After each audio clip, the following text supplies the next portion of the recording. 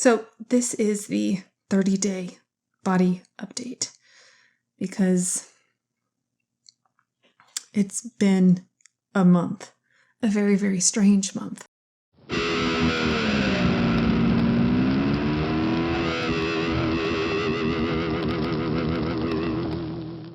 Can someone do an extreme body makeover without a coach? Can they use intuitive eating, or must it be formulaic? Does the weight on the scale matter, or is it more about body fat percentage? I'm happy to stay the same weight if that means increasing muscle and losing body fat.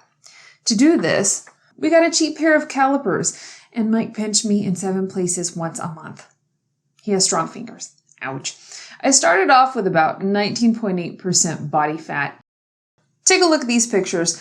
This is what it looks like in a random smattering of different people with different percentages of body fat. I'm leaning toward the 17%, maybe 16%. But will it matter if I feel really good and I'm as active as I want to be? No, it's not going to matter at all. I started off with a Keto Calculator to determine how much I would be cutting. In every graph and every calculator that we've been looking at, counting your macros means determining how many grams of protein, fat, and carbohydrates I want to eat to gain, maintain, or create a deficit or lose weight. The ketogenic diet focuses on the majority of calories coming from fat, or about 80% of my diet, with 5% going to carbs. For every pound of weight that you have, you want to eat between 0.7 and 1 gram of protein. I didn't think this was a big deal, but it turns out several weeks into this that protein is super important, especially because I want to do a lot of activity. I love to move. All right, we are going with the Ketogenic Calculator from Rolled Me. There's a lot out there. Go play around with them. They're fun. And it has like cute little graphics. I'm 6 feet. At 169. I am 37. And my body fat percentage is around 20%. Okay, this one is important. If you are mostly sedentary, you work at a desk, you gotta put these. No fibbing on these. I'm going for at least 5 days of working out and a lot of other movement in between, even though I am a writer. I just do a lot. So 20% deficit, I find, is too much for me. If I was doing this for a month, that would be fine. But 15 over 3 months, that means I have a little bit more wiggle room. I don't have to rush to the finish line. A note on net carbs. I'm tracking total carbs because I feel like it's more accurate. There's a lot of things you can hide in the net carb world we're going to avoid. But I know myself, and 30 net carbs, I can do that. Okay, if you're active, we suggest between 0.8. It's hard for me to eat a lot unless I want to go the protein powder route. So I'm going to stay at 0.8 grams per body weight. And this is what I come up to. 140 on the fats, I can do it. 30 on the carbs, I can do it. And 108 on the protein, I can do that. My idea is to take it week by week and adjust and see how I feel. If I feel like dog doo-doo, then of course I'm going to increase my calorie intake. Week 1 was stellar.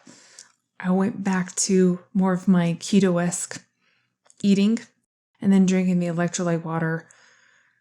And I'm telling you what, that's cutting water weight, especially if you were eating carbs before and then you decided to not and upped your salt intake. It just whoosh.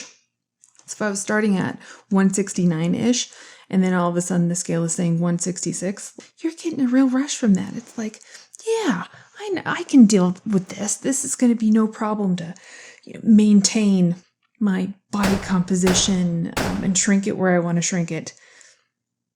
Yeah, that's not exactly what happened, as you can imagine. The dreaded ramen episode. I love ramen, especially because it's placed down the road, does some zucchini noodles in there, getting the yummy broth and the salty broth. fava beans and a nice Chianti. Come look at it. Definitely fava beans. This is my favorite part.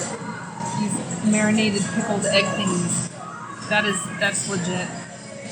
Pork belly. Nummy num. I don't know. What are you? What are you? Ham. And I knew something was wrong when I was eating it because I couldn't finish the broth.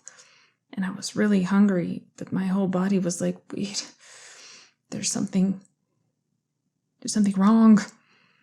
And then bam, my intestinal tract, always a delicate and rather Victorian flower garden as it is just misaligned and has hurt feelings and lets me know it and everyone else around me. I'm so sorry to my family.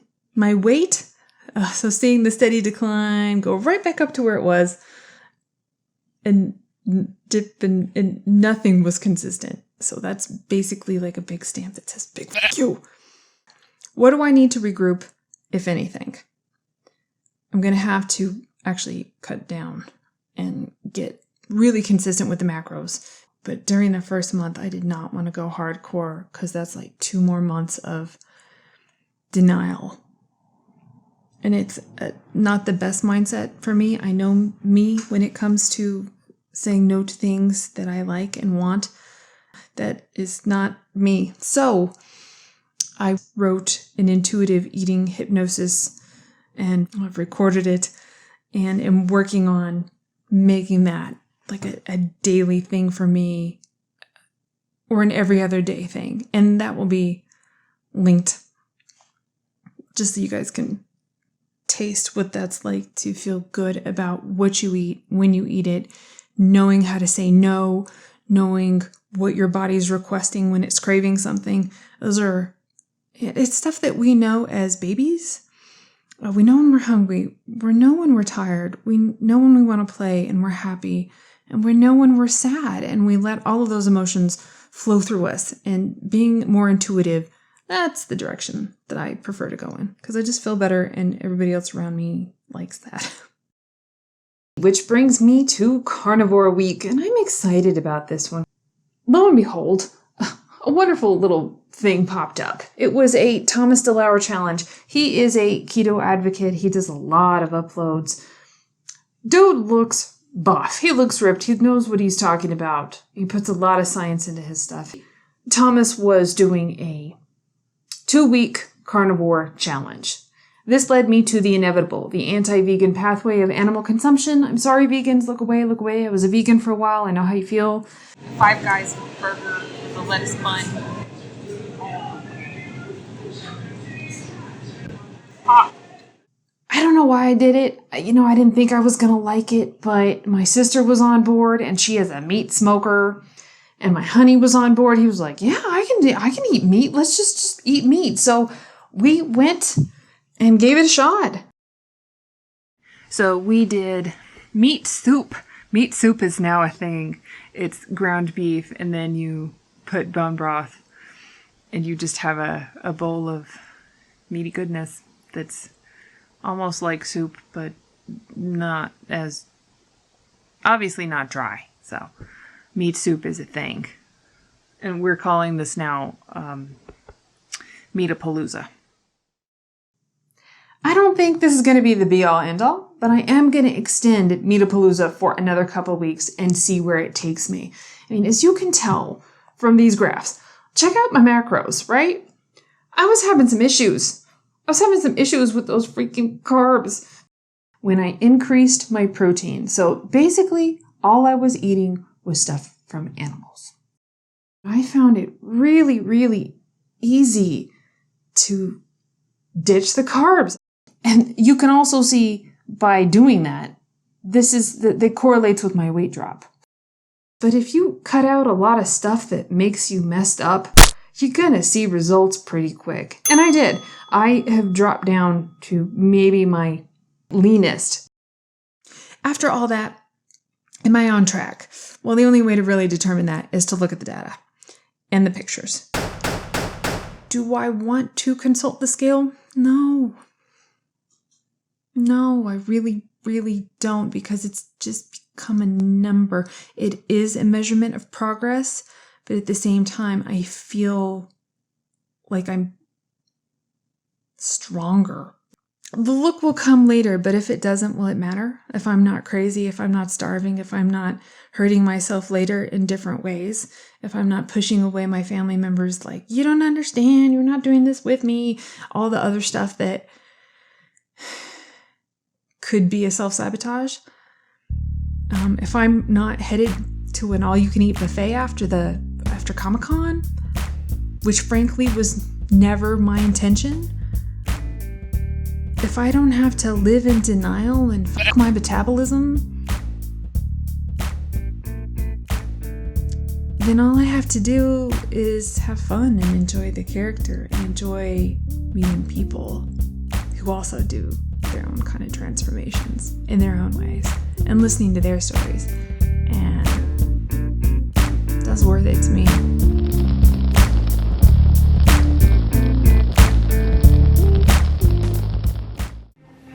Do you hear the music in the background? If you don't recognize it, it's a Great British Baking Show. And it's my off time. And I can watch it on the couch. It's hot. I have a sweater on for no apparent reason other than it's soft loungewear. And oh yeah. Oh yeah. Oh just yeah. I love bakers. They make me happy because they want to, they put love into their food and lots of sugar.